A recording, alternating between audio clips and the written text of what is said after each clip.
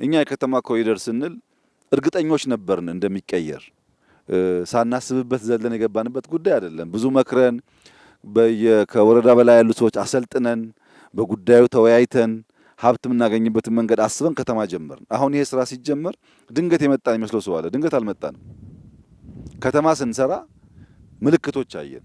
ከተማ እያማረ ሲሄድ ዜጎች ከገጠር ወደ ከተማ መፍለስ አበዙ። ከተሞች ያላቸው ሀብት ውሃው፣ መብራቱ ለሚፈልሰው ሰው በቂ አይደለም። ተመልሶ ድሮ የምናውቀው ነገር ሊፈጠር ነው። በየቦታው ዝመናን ካላመጣን በቀር በከተማ የምናደርገው ስራ ይበላሻል የሚል ስጋት ነበረን። ስናጠና ዲዛይን ስናሰራ ቆየን። ዋናው ጭቅጭቃችን የነበረው ከስራው በፊት አንደኛ ከ3 ወር ባነሰ ያልቃል ወይ ነው።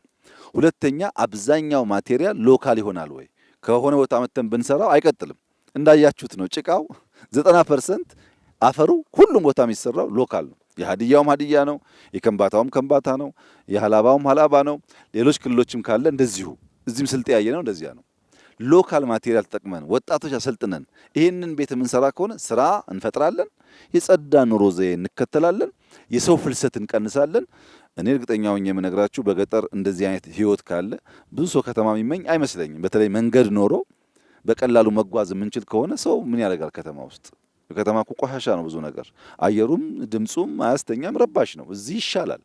እና ይህንን ነገር ማስፋት የፖለቲካ ስራ አናድርገው።